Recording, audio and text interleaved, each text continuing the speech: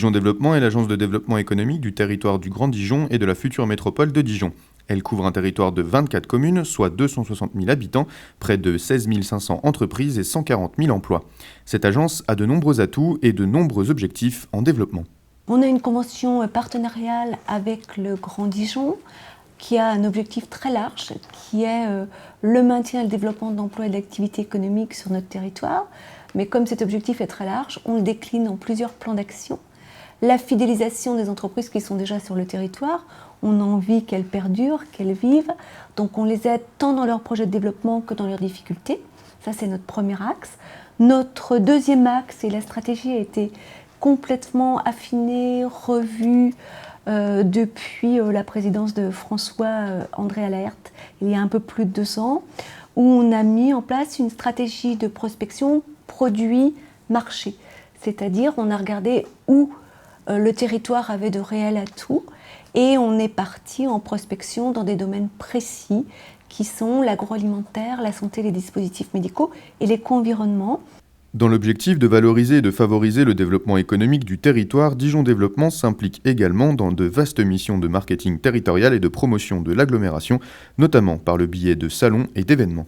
On a des colloques, je crois que vous allez parler ensuite du colloque sur les objets connectés santé, sur les universités d'été des entreprises de biotech. On fait des petits déjeuners économiques à destination des chefs d'entreprise. Donc on a tout un tas d'événements qu'on met à disposition des dirigeants locaux et autres. Et puis également, on travaille sur tous les supports de communication. Domaine en fort développement, la santé fait partie des axes prioritaires portés par l'agence. Dijon a une tradition très forte dans le domaine de la santé avec des fleurons économiques tels qu'Urgo, Protéor, Merck, etc.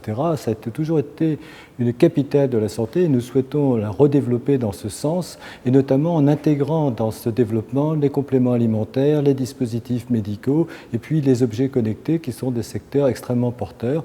Et puis parce que nous avons, au-delà des très grandes entreprises que j'ai citées, aussi tout un faisceau d'entreprises extrêmement performantes avec des start-up ou des sociétés déjà plus évoluées qui constituent véritablement un vivier sur lequel les autres entreprises peuvent venir s'appuyer. Et puis à côté, nous avons des universités et une recherche, notamment dans le domaine de l'agroalimentaire et de la santé, qui est extrêmement performante. Le choix de la santé numérique permet à notre territoire de s'afficher comme le fer de lance de la e-santé nationale, tout en réussissant à révolutionner le secteur de la santé locale déjà bien ancré dans notre région.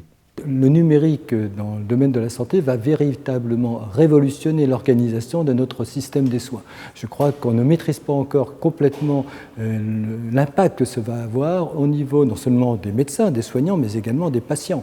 La possibilité d'avoir dans sa poche un téléphone portable est un outil extrêmement important pour un suivi de qualité des patients. Il y a d'énormes développements réalisés dans ce domaine. On imagine aussi très aisément des capteurs qui vont permettre de mieux suivre la glycémie d'un patient diabétique, voire même de suivre les états d'âme d'un patient dépressif.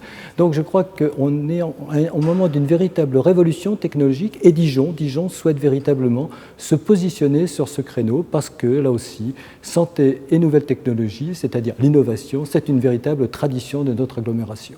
Nous avons créé l'année dernière le premier colloque national sur les objets connectés avec la présence de personnalités de renom telles que le vice-président du Conseil de l'Ordre des médecins chargés des technologies, Madame Vuillet-Tavernier qui est la responsable de la CNIL, et puis plein d'autres acteurs très importants dans ce domaine, et notamment des industriels. Et puis cette année, nous recommençons le 4 octobre 2016 avec aussi encore des personnalités très importantes. Il y aura l'Agence régionale de la santé qui sera présente, bien sûr les élus politiques locaux, également de très nombreux industriels et la Haute Autorité de Santé qui, cette année, vient présenter, je dirais presque en avant-première, le référentiel qui permettra de juger, d'évaluer les dispositifs médicaux pour envisager éventuellement leur remboursement. Car, à terme, les objets connectés de santé pourraient être des objets remboursés par l'assurance maladie.